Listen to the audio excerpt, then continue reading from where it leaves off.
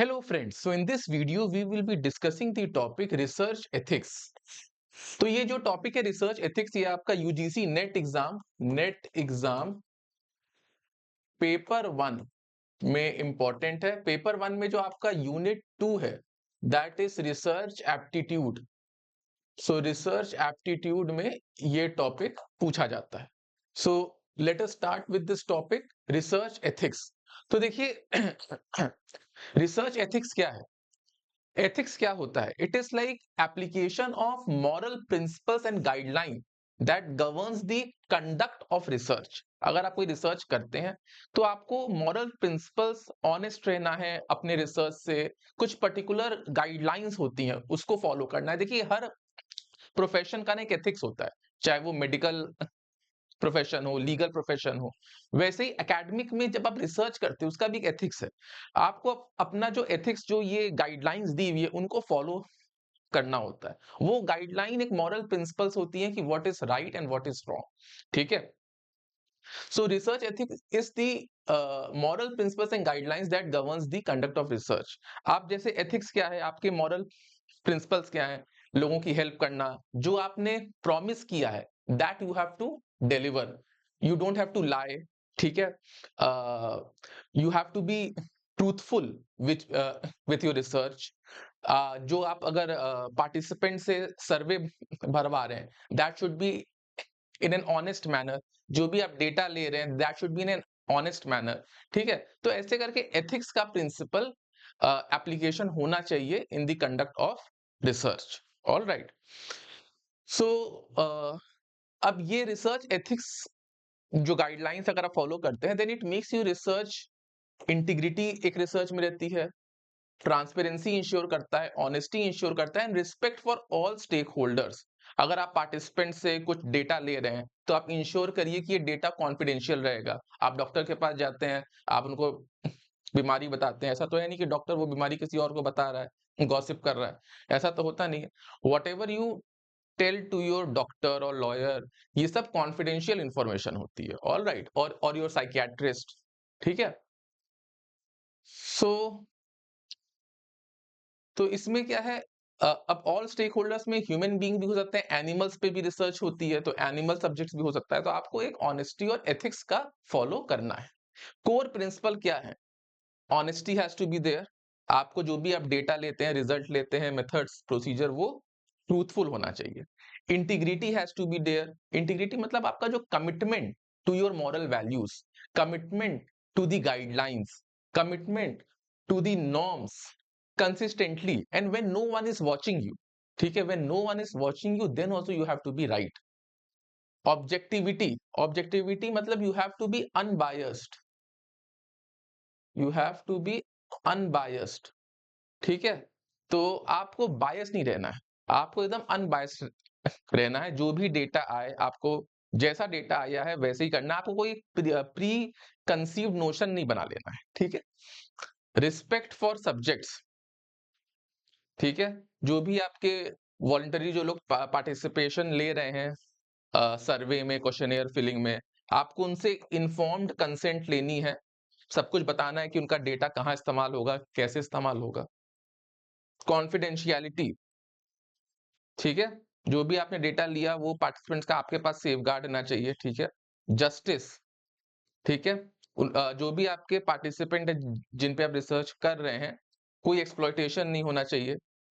Beneficence, you have to maximise the benefit and minimise the harm. Specially जब आपके participant animals हैं, आप किसी जानवरों पे कोई रिसर्च कर रहे हैं, साइंटिफिक रिसर्च कर रहे हैं, कोई वैक्सीन बना रहे हैं, तो वो आप तभी आपको परमिशन मिलेगी जब उसका, उस वैक्सीन का वो रिसर्च होना इतना इंपॉर्टेंट है कि उससे मैक्सिमम बेनिफिट मिले और मिनिमम हार्म हो एनिमल्स को भी। ठीक है। Non maleficence, do not harm physically, mentally और emotionally to any of your subject. तो ये सब आपके कोर प्रिंसिपल्स हैं रिगार्डिंग दी रिसर्च एथिक्स। इन चीजों का फॉलो करना, honesty, integrity, objectivity, respect for subjects, confidentiality, justice, beneficence and non maleficence. All right. So with this अब हम लोग आते हैं, ये आपका सबसे इंपॉर्टेंट है third point, types of research misconduct. इसमें जो आपके एग्जाम में पूछा जाता है, सबसे ज्यादा पूछा जाता है 3 type: fabrication, fabrication, falsification and plagiarism. ठीक है, ये 3 रिसर्च मिसकंडक्ट बहुत बार पूछा जाता है। देखिए फैब्रिकेशन में क्या होता है ना, फैब्रिकेशन मतलब मेकिंग अप। आप डेटा को मेकअप करते हो, मेकिंग अप। ठीक है, आप डेटा को मेकअप करते हो। लेट अस से आपको 100 क्वेश्चनियर्स भरवाने थे, आपने 75 क्वेश्चनियर्स ही भरवाए, बाकी 25 क्वेश्चनियर आपने अपने मन से भर दिया। ठीक है, तो ये क्या हुआ, डेटा का मैनिपुलेशन हुआ। आपने डेटा को बस भर दिया, एक फैब्रिकेट कर दिया।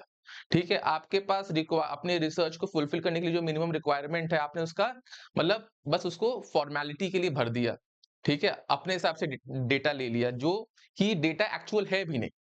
ठीक है, तो इसको कहते हैं फैब्रिकेशन। ठीक है, आपने टाइम बचाने के लिए या आउट ऑफ लेजीनेस फैब्रिकेशन में हुआ। ये इंटेंशनल भी हो सकता है और just to do your research one can do, मतलब वो डेटा रियल नहीं है, आपने उसको फैब्रिकेट किया है।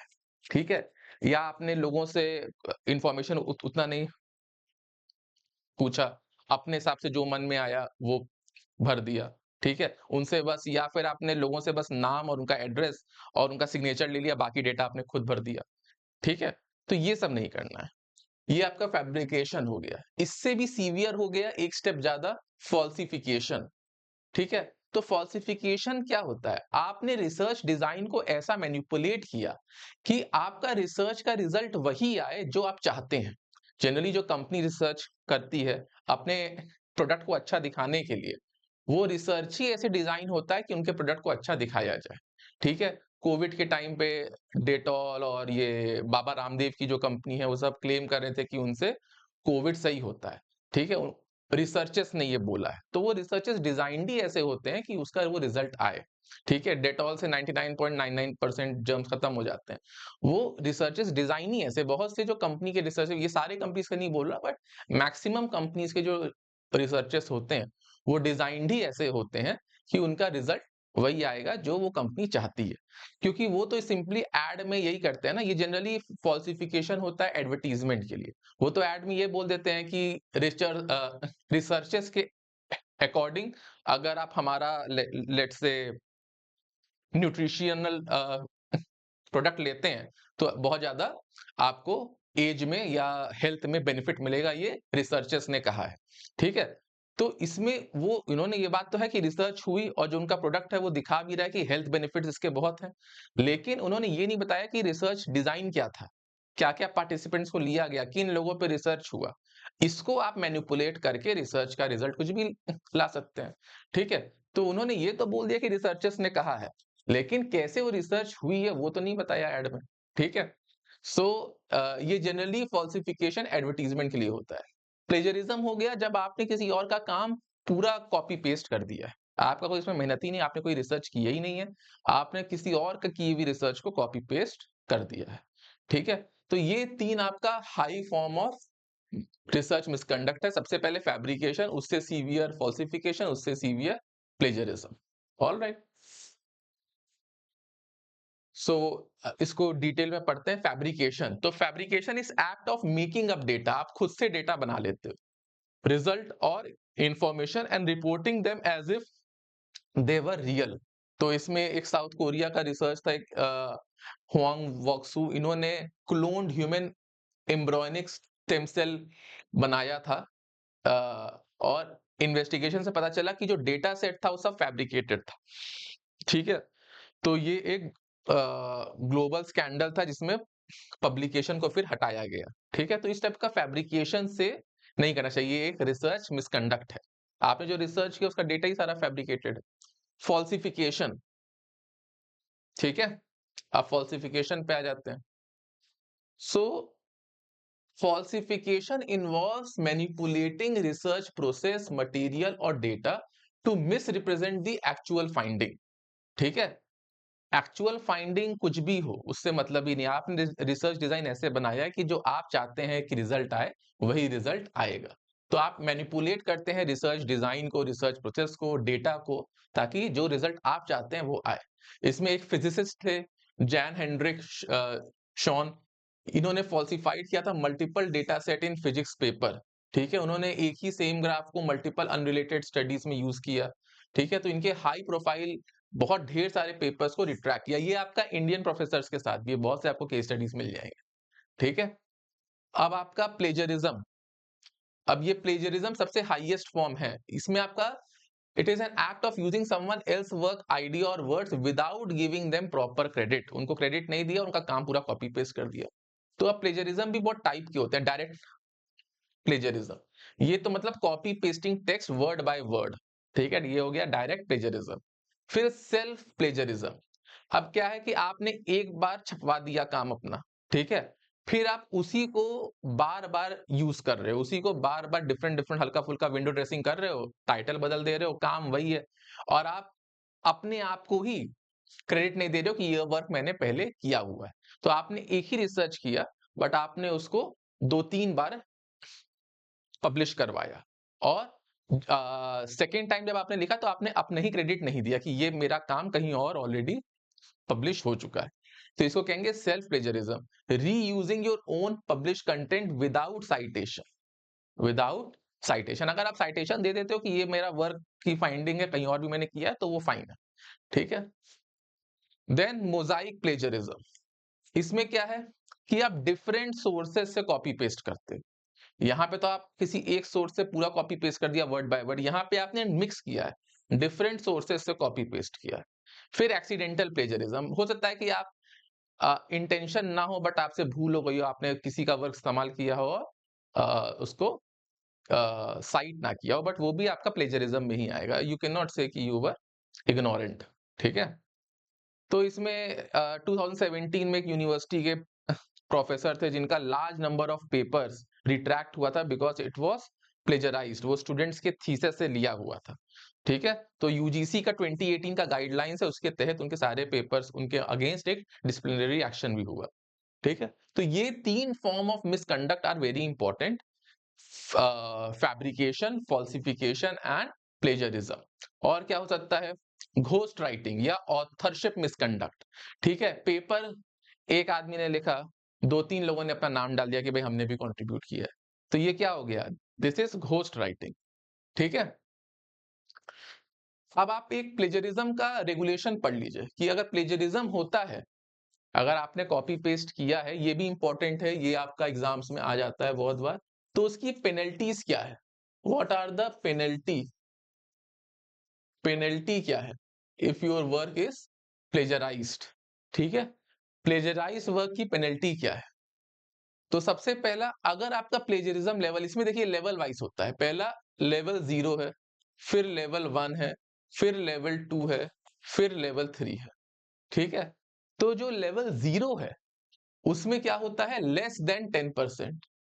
Less than 10%। अगर प्लेजरिज्म है तो उसको उतना बुरा नहीं मानते, कोई पेनल्टी नहीं लगता। अगर 10% से कम की प्लेजरिज्म है तो कोई पेनल्टी नहीं लगता, ये एक्सेप्टेबल हो जाता है। अगर आपका 10 to 40% प्लेजरिज्म है, तब स्टूडेंट को कहा जाता है, ये आपका पेनल्टी है for students. Penalty for students, teachers के लिए जो पेनल्टी होती है वो अलग होती है। ठीक है, तो ये जो अभी मैं आपको बता रहा हूं, इट इज फॉर स्टूडेंट्स। ठीक है, अगर स्टूडेंट्स का थीसिस वर्क में 10 to 40% प्लेजरिज्म है, तो उसे कहा जाएगा कि भाई आप अपना मैन्युस्क्रिप्ट दोबारा से सबमिट करिए और उसको 6 मंथ्स का टाइम दिया जाए। 6 months time will be given. ठीक है, उसको बोला जाएगा कि आप दोबारा से अपना मैन्युस्क्रिप्ट सबमिट करिए। अगर 40 to 60% प्लेजरिज्म है, इन दैट केस 1 साल तक उसको मना कर दिया जाएगा कि आप अपना वर्क सबमिट नहीं कर सकते, और मतलब 1 साल के बाद दोबारा 6 महीना दिया जाएगा उसको वर्क सबमिट करने के लिए। तो 12 to 18 मंथ्स के टाइम पे उसको सबमिट करना होता है, मतलब 12 महीने के बाद ही सबमिट कर पाएगा, लेकिन 18th मंथ के पहले।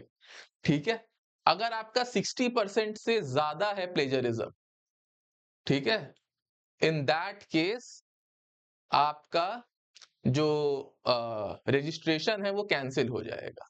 Now you can not do PhD from that university, registration आपका कैंसिल्ड हो जाएगा। ठीक है, तो ये आपकी पेनल्टी है, ये आपके एग्जाम पॉइंट ऑफ व्यू के लिए बहुत इंपॉर्टेंट है। आप एक बार फिर से इसको पढ़ लीजिए। याद रखिएगा इसमें 4 लेवल है, बट पहला लेवल 0 है, तो हाईएस्ट लेवल 3 ही तक जाता है, लेवल 0, 1, 2, 3। ठीक है, 4 कैटेगरीज है, बट वो लेवल 3 ही है हाईएस्ट। ठीक है, पहला आपका हो गया लेवल 0, लेवल 1, लेवल 2, लेवल 3। ठीक है, अब इसमें क्या मैंने बताया, स्टूडेंट्स के लिए 10% से कम है, नो पेनल्टी। 10 to 40% है, रिवाइज्ड स्क्रिप्ट आपको सबमिट करना पड़ेगा 6 मंथ्स के अंडर। 40 to 60% है तो 12 to 18 मंथ्स में आपको दोबारा सबमिट करना पड़ेगा। 60% से ऊपर है तो रजिस्ट्रेशन आपका कैंसिल्ड हो जाएगा। ठीक है, ऑलराइट। तो ये आपका 3 लेवल्स है। अब अगर टीचर्स का है, अगर plagiarism work is done by teachers, ठीक है, teachers, professor, staff, research institute, तो इसमें क्या है, अगर 10 इसमें भी सेम आएगा, लेवल 0, लेवल 1, लेवल 2, लेवल 3। अगर 10% से कम है तब तो एक्सेप्टेबल है, कोई दिक्कत नहीं। अगर 10 to 40% पे है तब टीचर के लिए 1 ईयर तक उस पे बैन होता है फॉर पब्लिशिंग। पब्लिशिंग का बैन होता है 1 ईयर तक। अगर 40 to 60 है तो 2 ईयर्स तक उसका बैन होता है for publishing and supervising as well. वो किसी को सुपरवाइज भी नहीं कर सकता अगर 40 to 60% पे आता है। 2 साल तक बैन लग जाएगा, you can not supervise any student. ठीक है, पब्लिशिंग एंड सुपरवाइजिंग दोनों 2 साल तक बैन है, प्लस 1 ईयर का जो उसका इंक्रीमेंट होता है, जब आपकी सैलरी बढ़ती है ना, वो भी रोक दी जाएगी। ठीक है, 1 ईयर का इंक्रीमेंट विल ऑल्सो स्टॉप। अब कैंसिलेशन ऑफ रजिस्ट्रेशन, अब अगर 60% से ज्यादा है तब क्या होगा, 3 इयर्स तक। अगर 60% से भी प्लेजरिज्म ज्यादा है, स्टूडेंट के केस में तो कैंसिल हो जाता है उसका रजिस्ट्रेशन। प्रोफेसर के केस में अगर 60% से भी ज्यादा है तो 3 इयर्स तक that person can not publish and can not supervise as well.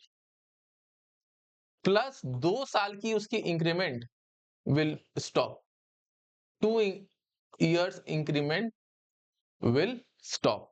तो ये आपका पेनल्टी है फॉर प्लेजरिज्म। ठीक है, ये इंपॉर्टेंट है आपके एग्जाम पॉइंट ऑफ व्यू से। फिर क्या है, conflict of interest.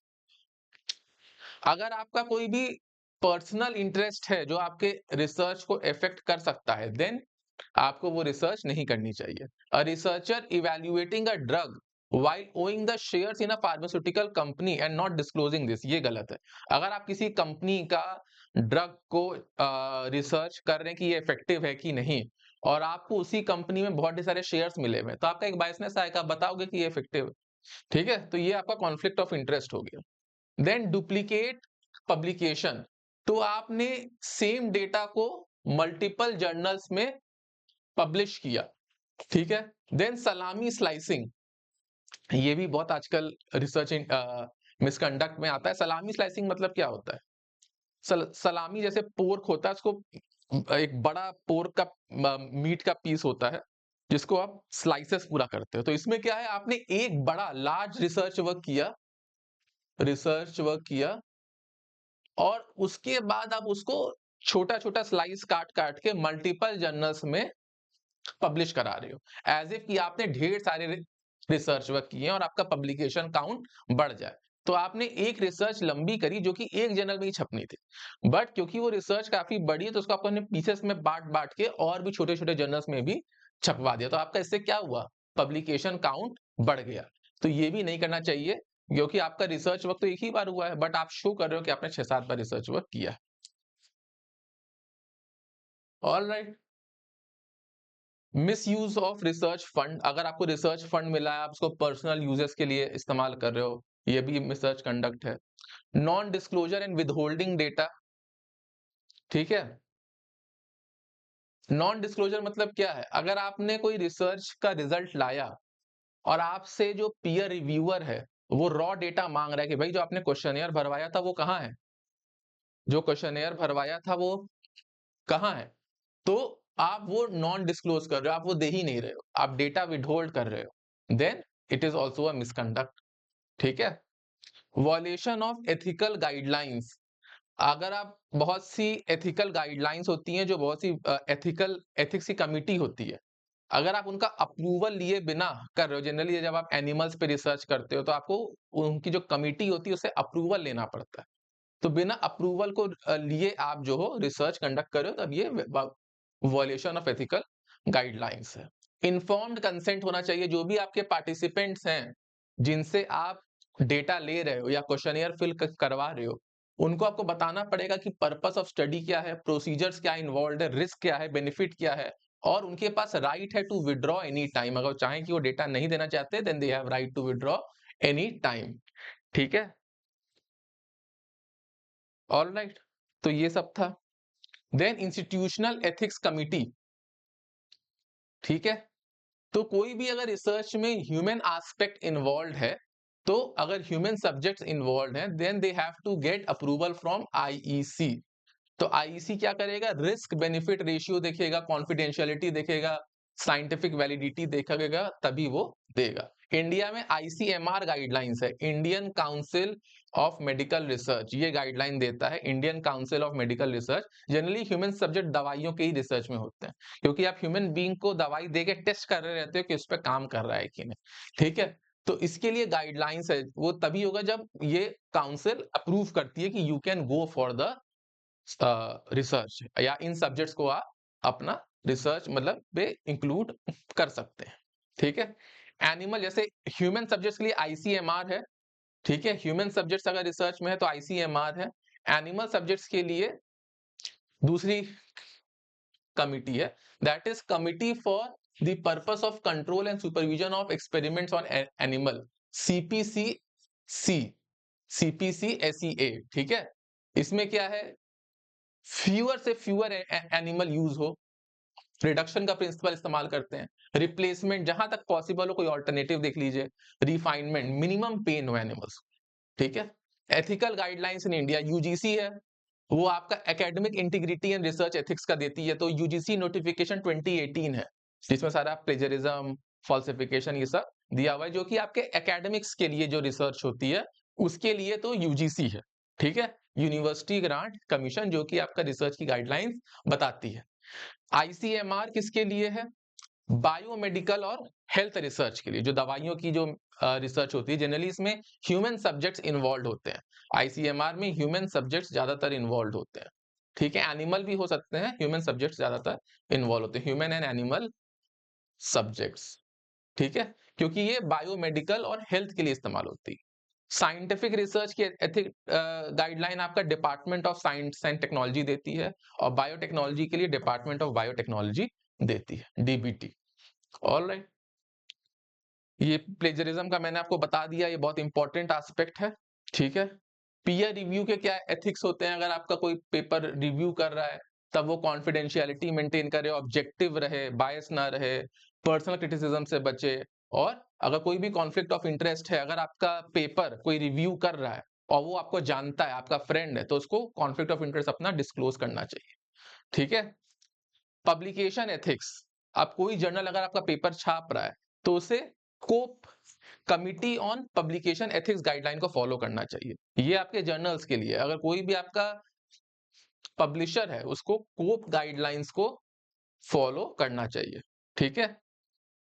Funding sources कहाँ है, कंट्रीब्यूटर्स कौन कौन से हैं, है ना, कोई डुप्लीकेट सबमिशन ना हो, ये सब ध्यान देना पड़ेगा। रिसर्च विथ वल्नरेबल पॉपुलेशन, इनका इन्फॉर्म्ड कंसेंट लेना चाहिए, और एथिक्स कमिटी से लेना चाहिए। जैसे ह्यूमन बीइंग हो गए, एल्डर बच्चे हो गए, डिसेबल्ड लोग हो गए, प्रिजनर्स हो गए, तो consent, informed consent is very much important. अब ये कुछ केस स्टडी है जो मैंने आपको डिस्कस किया था, हुआंग वुक का, ये फैब्रिकेटेड स्टेम सेल्स इन्होंने यूज किया था। एंड्रयू वेकफील्ड, इन्होंने falsified data linking vaccine, autism के लिए जो वैक्सीन है वो उन्होंने फॉल्सिफाई किया था, तो ये फॉल्सिफिकेशन का एग्जाम्पल हो गया, फॉल्सिफिकेशन का। ठीक है। उन्होंने मैनिपुलेट करके डेटा को दिखाया था कि ये वैक्सीन ऑटिज्म के लिए हेल्पफुल है। फिर ये आपका फैब्रिकेशन का हो गया, इन्होंने डेटा सेल्स को फैब्रिकेट किया था। फिर ये आपका इन्फॉर्म्ड कंसेंट, प्रॉपर कंसेंट नहीं लिया था। बहुत सी क्लिनिकल ट्रायल्स में गलती थी कि कोर्ट ने इंटरवीन किया था। इस केस का नाम है स्वास्थ्य अधिकार मंच वर्सेस यूनियन ऑफ इंडिया। तो बहुत से एथिकल ग्राउंड्स उसमें नहीं थे, क्लिनिकल ट्रायल प्रॉपर्ली कंडक्ट नहीं हो रही थी, ठीक है। तो ये स्वास्थ्य अधिकार मंच वर्सेस यूनियन ऑफ इंडिया 2013 का केस है। अब क्या चैलेंजेस आ रहे हैं प्लेजरिज्म में, रीसेंट डेवलपमेंट क्या है?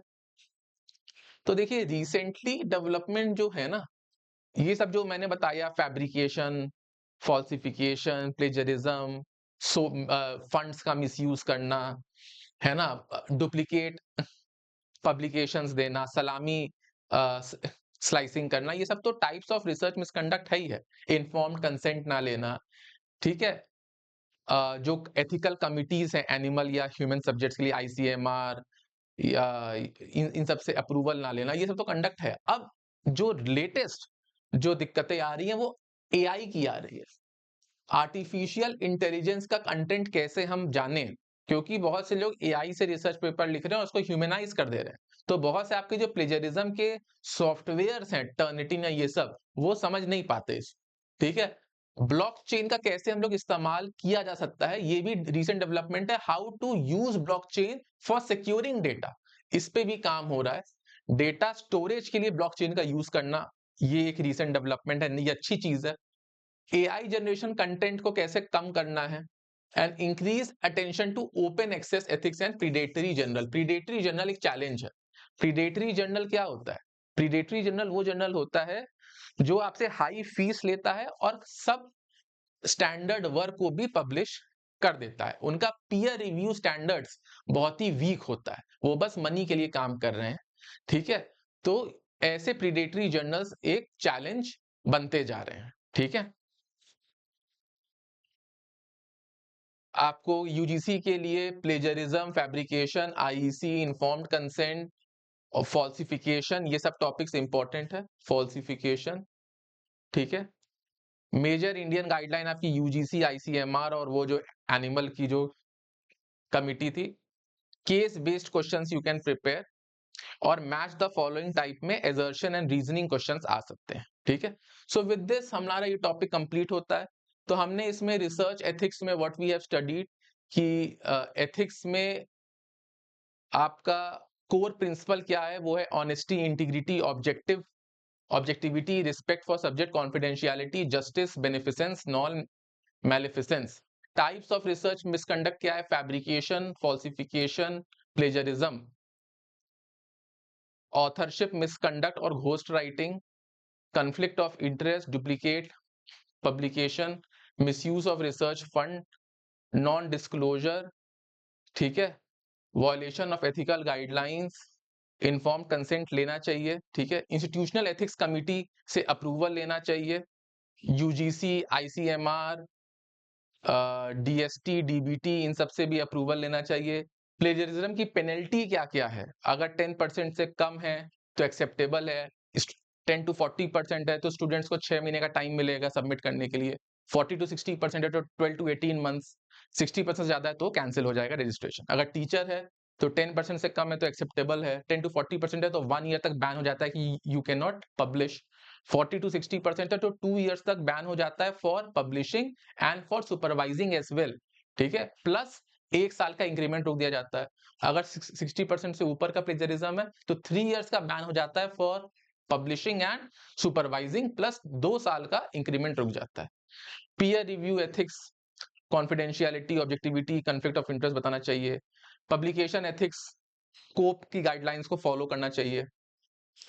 Research, case studies, recent development, AI का जनरेशन कैसे कम किया जाए, ब्लॉकचेन को यूज किया जाए स्टोरेज ऑफ डेटा के लिए, प्रीडेटरी जर्नल का चैलेंजेस को कम किया जाए। तो ये सारे topics we have studied in research ethics.